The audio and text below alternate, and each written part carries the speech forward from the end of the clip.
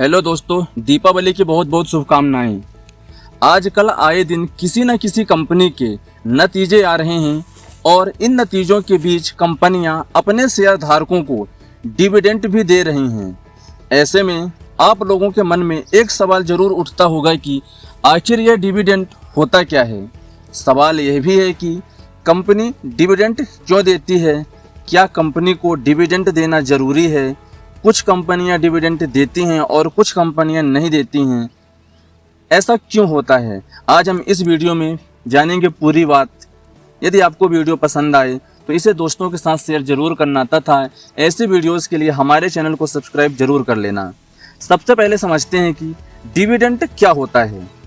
जो कंपनियां होती हैं अपने प्रॉफिट का एक हिस्सा अपने शेयर होल्डरों में बांट सकती हैं और कंपनी के प्रॉफिट में से बांटते हुए इस हिस्से को डिविडेंड कहा जाता है। उदाहरण के लिए समझें तो यदि आपके पास किसी कंपनी के 1000 शेयर हैं और वह कंपनी 10 रुपये प्रति शेयर का डिविडेंड देने की घोषणा करती है तो आपको 1000 शेयर पर टोटल 10,000 का डिविडेंड मिलेगा।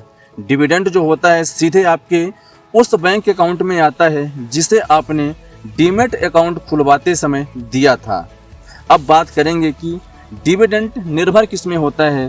तो डिविडेंड जो होता है फेस वैल्यू पर निर्भर होता है। किसी भी शेयर की दो तरह की वैल्यू होती है, पहली होती है फेस वैल्यू और दूसरी होती है मार्केट वैल्यू। मार्केट वैल्यू तो सभी समझते हैं, ये वह वैल्यू होता है जिस पर बाजार में किसी कंपनी के शेयर ट्रेड कर रहे होते हैं। वहीं फेस वैल्यू कंपनी की तरफ से शेयरों की संख्या निर्धारित करते हुए तय की गई वैल्यू होती है जो 1 से 10 रुपए के बीच कुछ भी हो सकती है। डिविडेंड को कंपनियों की फेस वैल्यू के परसेंट के फॉर्म में बताया जाता है। उदाहरण के लिए समझते हैं कि अगर किसी कंपनी की फेस वैल्यू 5 रुपये है और कंपनी 5 रुपया प्रति शेयर का डिविडेंड देने की घोषणा करती है तो उसमें यह कहा जाएगा कि कंपनी ने 100% का डिविडेंड डिक्लेयर किया है। वहीं अगर कंपनी 10 रुपये प्रति शेयर का डिविडेंड डिक्लेयर करती है तो यह कहा जाएगा कि कंपनी ने 200% का डिविडेंड दिया है। जब भी डिविडेंड की बात आती है तो आपको इससे जुड़ी कई तरीकों के बारे में पता चलता है, लेकिन 4 तरीकों के बारे में आपको पता जरूर होना चाहिए। इसमें पहली बात होती है अनाउंसमेंट डेट, दूसरी होती है एक्स डिविडेंड डेट, तीसरी होती है रिकॉर्ड डेट और चौथी होती है पेमेंट डेट। इनके बारे में आपको ज़रूर पता होना चाहिए।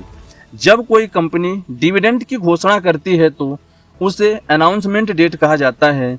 इसमें कंपनी यह भी बताती है कि वह कितने रुपए का डिविडेंड देने वाली है और इसी डेट के बाद पब्लिक को पता चलता है कि कंपनी डिविडेंड देने वाली है। डिविडेंड का अनाउंसमेंट करने के बाद कंपनी के लिए डिविडेंड में सबसे अहम यह तय करना होता है कि डिविडेंड किन शेयर होल्डरों को दिया जाएगा, क्योंकि हर रोज लाखों लोग कंपनी के शेयर खरीदते और बेचते हैं।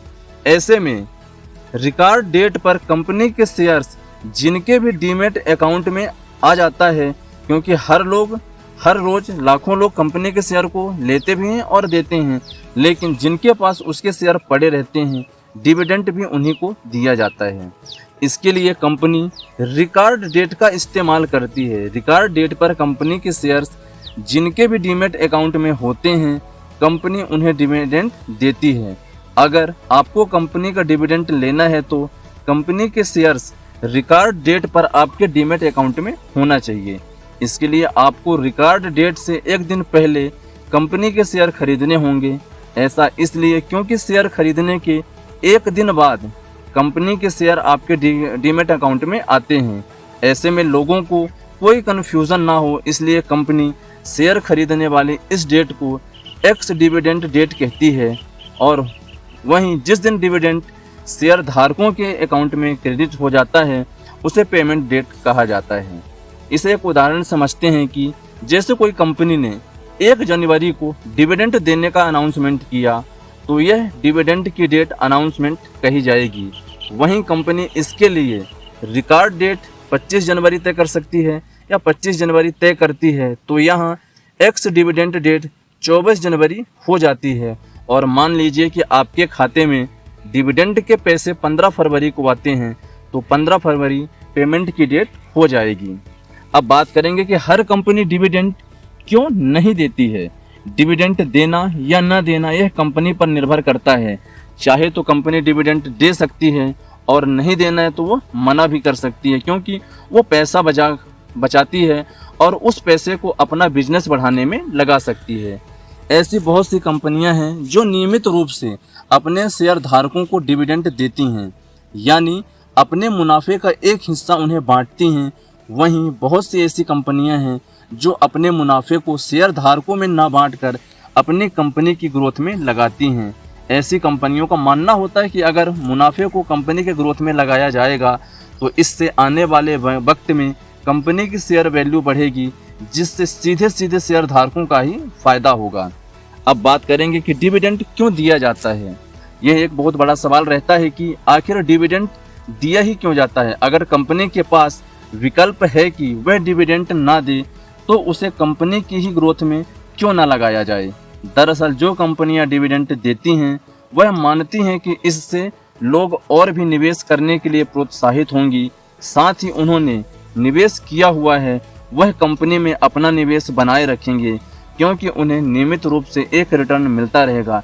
कुछ कंपनियां यह भी कहती हैं कि शेयर होल्डर कंपनी के मालिक ही होते हैं, ऐसे में मुनाफे का एक हिस्सा मिलना उनका अधिकार हो जाता है। अब बात करेंगे कि डिविडेंड कब दिया जाता है। यह बहुत ही महत्वपूर्ण सवाल है कि डिविडेंड दिया कब जाता है। हम आपको बता दें कि डिविडेंड देने के लिए कोई तय नियम नहीं है।